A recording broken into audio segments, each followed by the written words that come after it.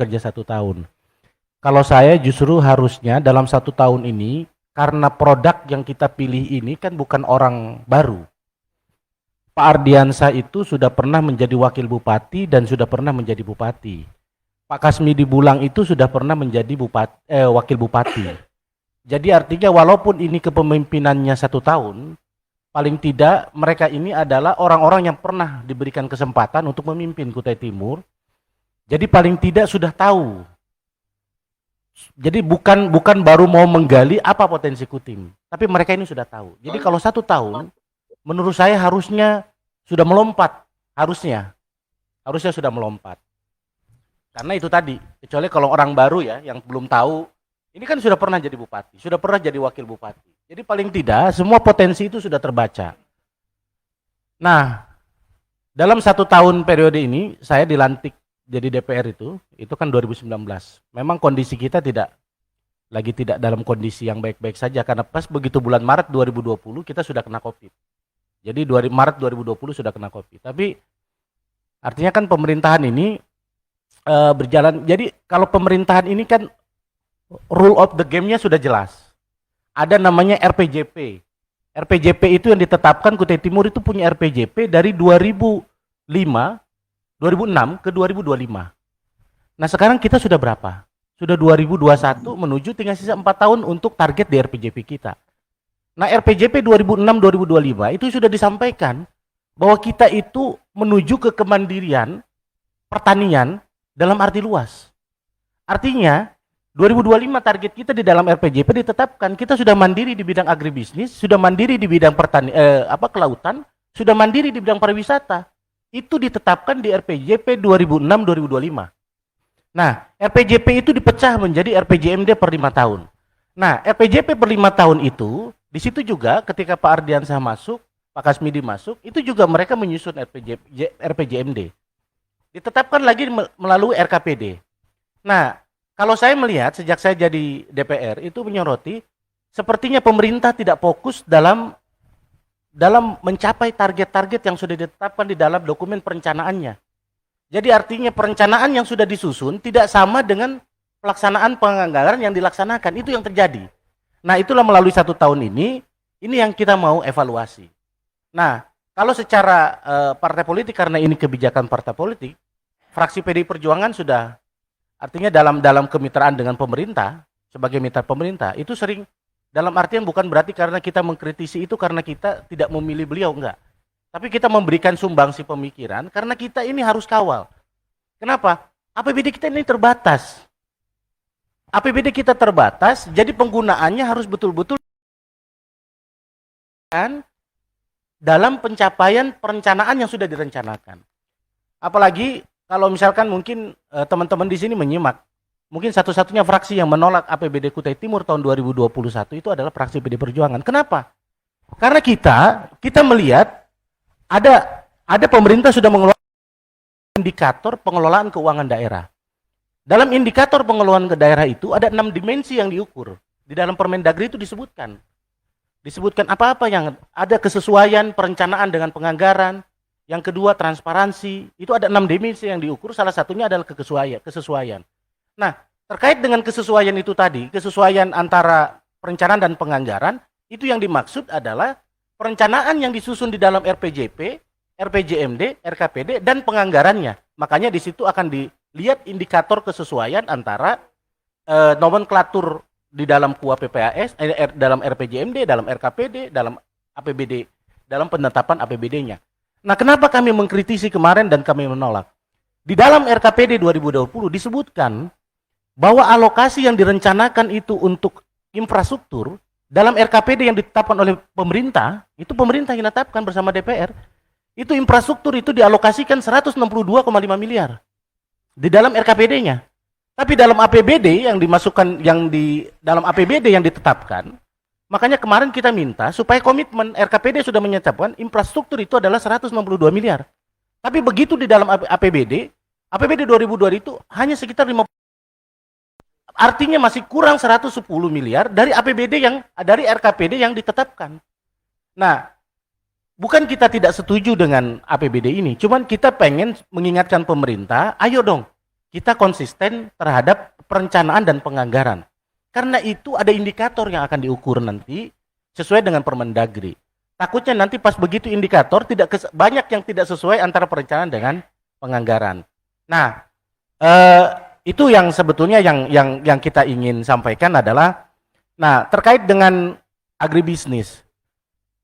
Saya ketika pertama kali duduk di DPR, yang pertama saya buat statement, itu perkebunan di Kutim itu anugerah atau bencana. Saya buat statement itu kenapa? Karena hampir 500.000 perkebunan yang dibangun di Kutim, itu ternyata efek langsung kepada APBD-nya kecil sekali.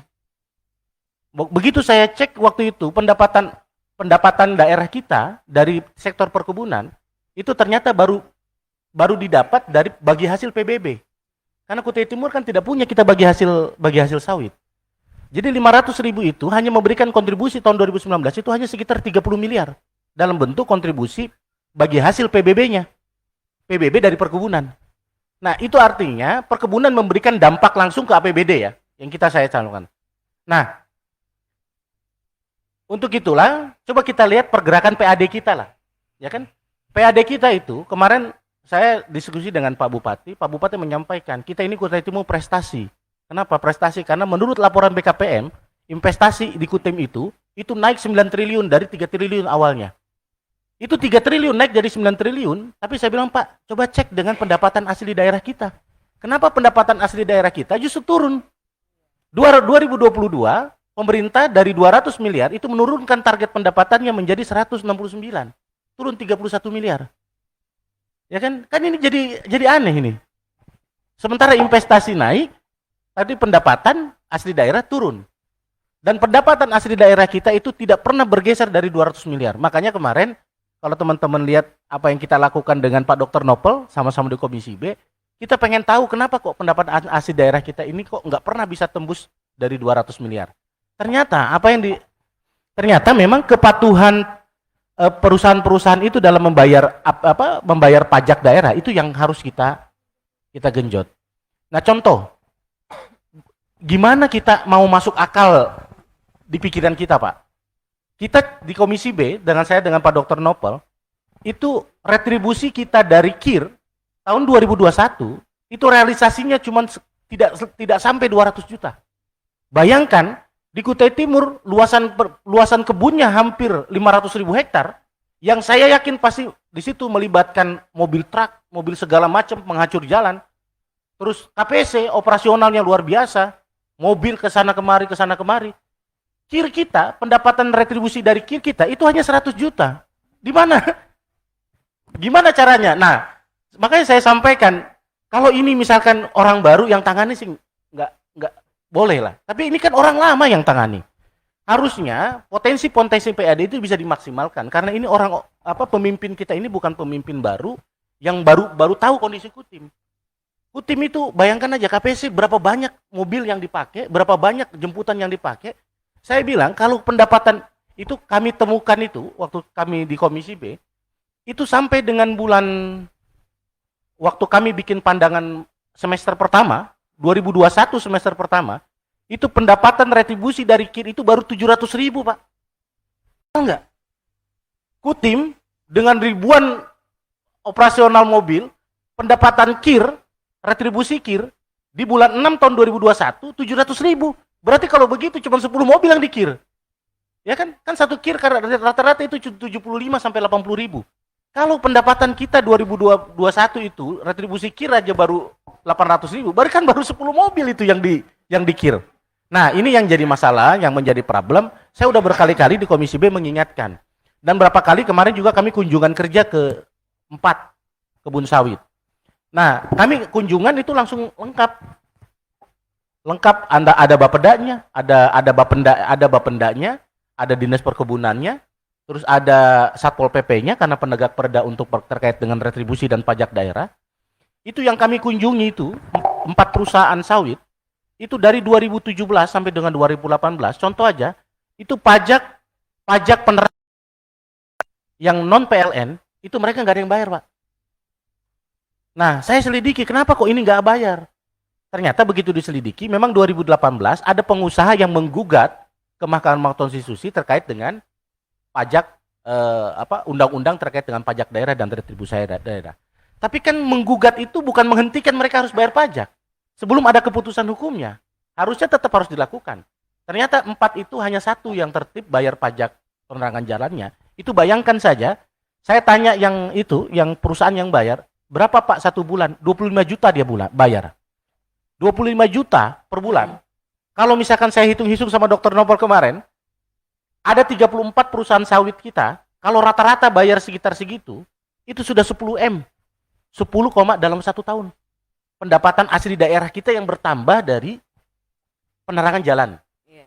Per bulannya saya tanya, yang bayar itu kalau nggak salah perusahaan apa kemarin? KBN ya.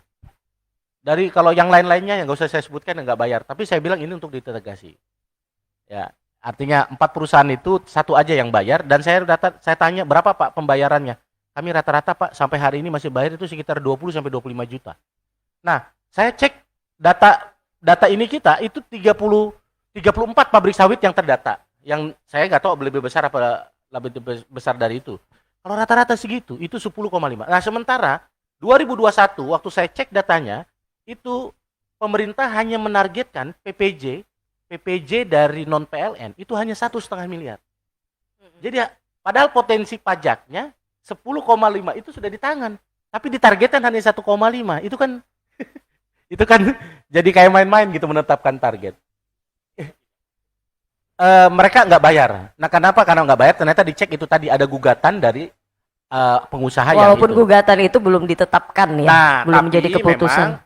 Sekarang dengan keputusan yang baru ada direvisi karena waktu itu keputusan Mahkamah Konstitusi sudah keluar, memang membatalkan, meminta pemerintah pembuat undang-undang untuk membuat undang-undang baru terkait dengan pajak daerah. Jadi dikabulkan permohonan itu. Tapi disebutkan di dalam amar putusannya Mahkamah Konstitusi itu disebutkan bahwa dalam waktu 3 tahun sebelum pembuat undang-undang membuat itu tetap harus dijalankan. Tapi berarti, dikasih tempo 3 tahun. Iya, berarti untuk saat ini belum 3 tahun bisa itu berjalan 2022. itu undang-undang. Nah, kemarin saya sudah update datanya.